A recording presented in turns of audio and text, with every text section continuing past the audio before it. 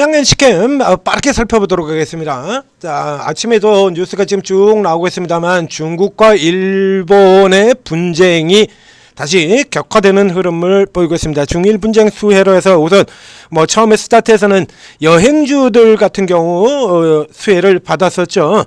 여행주들이 수혜를 받고 그 다음엔 수산주, 이제 일본산 수입물 이렇게 수산 수입 중단하겠다라고 하는 쪽 이런 이슈로 해서 수산주들 올라간 바 있고요. 그리고 여기 반도체 쪽에서는 대표적으로 올해 예전에 반도체 국산화 수혜주로 꼽혔던 EUV 관련주들 같은 경우가 이제 중일 분쟁 수혜로 해서 집중적으로 부각을 받은 바가 있습니다.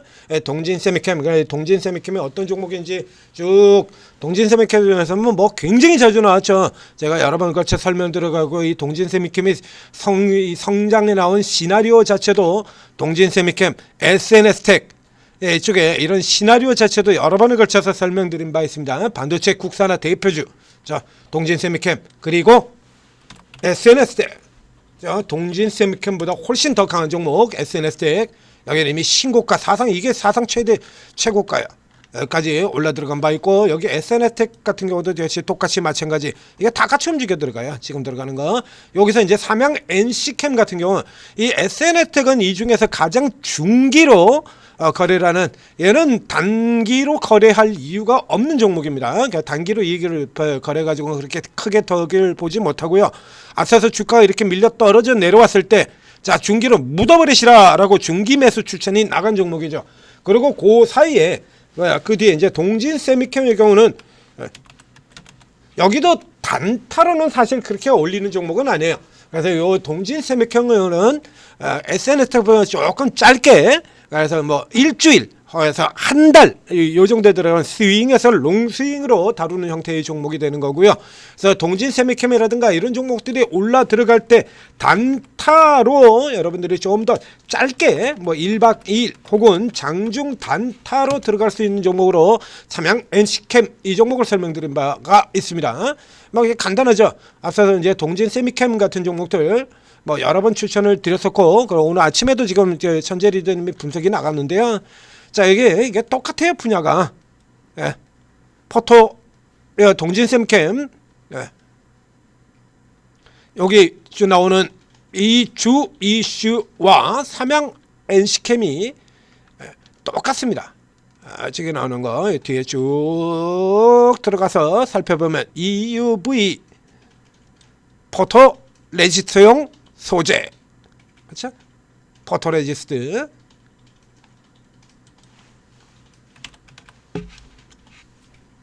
삼양 NC캠 1번 독점 EUV 포토레지스트 국산화 선도 이렇게 되어 있는데요. 삼양 NC캠이 선도는 아니고요. 기레기들이 우리 기레기들 항상 이러죠. 요 다음 장목에서도 우리 기레기들이 무슨 짓을 하는지 우리 기레기들 최근 들어가지고 신한증권 같은 경우 그냥 막 집어던지는 리포터 그냥 막 던지기 리포터 막 날리는 거 보였는데 다음 종목에서 두 개 연달아서 우리 기레기들 어떤 식으로 움직이는지 보도록 하겠습니다. 얘가 선도면 그럼 동진세미캠은 그럼 뭐야? 동진세미캠은 호구야? 에? 세계 인류 상품에 선정되기도 했고 3년간 1억 팔러 선정되기도 했고 이 동진세미캠이 이거 국산화 이슈 나온 게 앞쪽에서도 설명드렸었잖아요. 얘가 이거 국산화 들어가서 치고 들어가서 성과를 내기 시작한 게 여기서부터 시작했다라고 해가지고 이 스토리까지 제가 다 설명을 드렸지 않습니까? 그러니까 예전 선대 이건희 회장 시절 같은 경우에는 그래서 일본이 반도체 규제를 한다고 하더라도 이건희 회장은 그 다음에 앞서 이병철 회장에서부터 이어지는 일본 인맥 가지고 일본의 반도체 규제가 이게 이 최근에 아주 굉장히 유명해졌을 건 이 시대 이때입니다만 일본의 반도체 규제는 이게 처음이 아니다라고 얘기 드렸습니다. 90년대 말 2000년대 초반부터 해서 수시로 나오던 뉴스예요. 그러니까 수시로 나오던 데서 그게 규제가 들어올 때마다 국산화에 대한 얘기가 있었었는데 장비 같은 경우에는 우선 주로 전공정 장비 업체들이죠. 장비 같은 경우에는 주성 엔진 같은 부터 시작해서 일찌감치 국산화에 성공을 해가서 국산화에 성공한 것뿐만이 아니라 국산에 성공함과 동시에 주성 엔진의 경우는 99년도에도 세계 최고 회사였습니다. 99년도에. 그러니까 오히려 삼성전자 때문에 후퇴를 해버린 케이스가 되죠. 자, 2000년도 21세기를 맞이하면서 우리나라에 있는 전체 기업을 세계 1위, 2위 기업과의 경쟁률 비교를 한 적이 있는데 그때 압도적으로 1위를 차지했던 회사가 주성엔지니어예요. 주성엔지니어가 세계 1위, 나머지 놈들은 세계 2위. 세계 2위 대비 30%나 더 높은 경쟁력을 가지고 있는 압도적 1위로 꼽히는 회사가 주성엔진이거든요. 이렇게 반도체는 전공정 장비를 중심으로 해서 쭉 들어갔는데 소재 같은 경우에는 이게 기술 개발이 하기 시간이 굉장히 많이 걸립니다.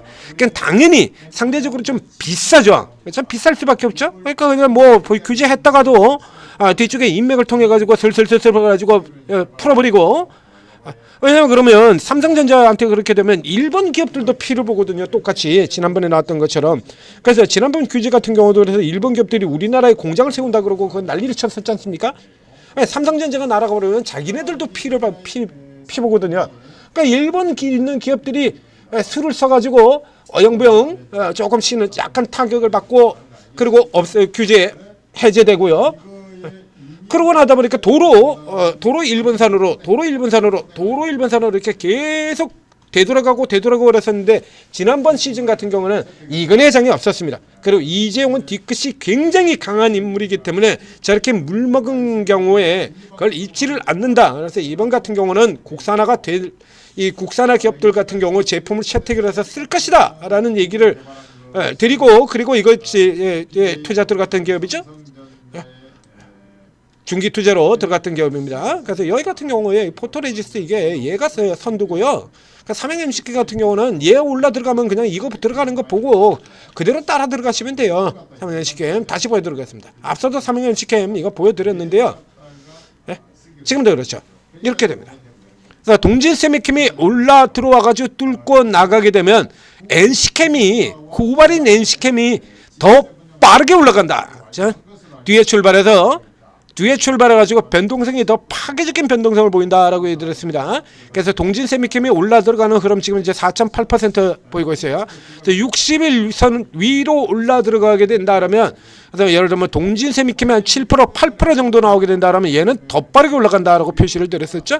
그래서 이렇게 눌렸다가 다시 돌아 나갈 때 공격을 해서 이렇게 들어가게, 이렇게 치고 들어가라. 앞에 보여드리잖아요. 이거 똑같은 기업들이에요. 이거 둘은. 쌍둥이죠, 쌍둥이. 그러니까 이런 쌍둥이 짝을 맞춰 들어서 똑같이 움직이는 기업들 페어 짝을 여러 번 소개를 드린 적 있죠. 자, 이 NC캠 같은 경우도 똑같이 마찬가지가 됩니다. 그래서 앞에 얘기 드렸던 것처럼 이 이슈 같은 경우에는 SNS택을 가장 길게 중기로 SNS택은 최소 한 달 이상을 가지고 있어야 됩니다. SNS택 같은 경우는 적어도 이 정도 자리에서 썼다 그러면 3개월 이상을 가지고 있어야 빚을 보는 기업이 되는 거고요.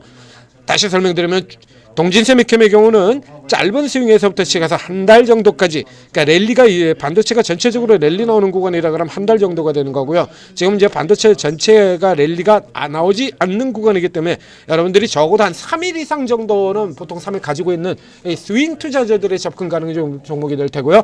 그리고 단타 치는 분들이라 그러면 동진세미캠이 어떻게 움직이는지를 보고 삼양 NC캠 가지고 노리시면 된다라는 얘기입니다.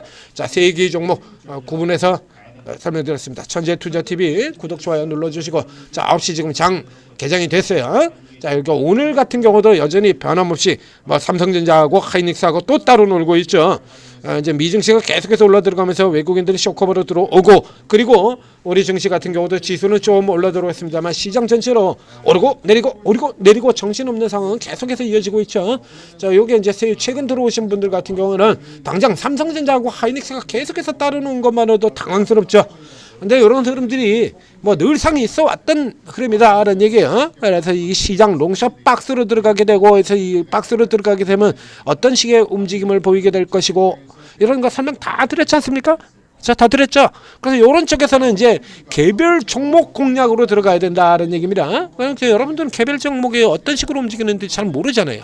어떤 테마가 나왔을 때 어떤 종목들이 움직여 들어가고, 얼마나 더 강하게 움직여 들어가고, 어디서 사야 되고, 어디서 팔아야 되고, 이걸 하루짜리로 쳐야 될지, 장중으로 끝내야 될지, 1박 2일로 가야지, 어렵죠. 자, 오르고에 들어오시면 오르고에 있는 최고 전문가분들이 그런 거 다 구분해서 설명드리고 공략 드리는 겁니다.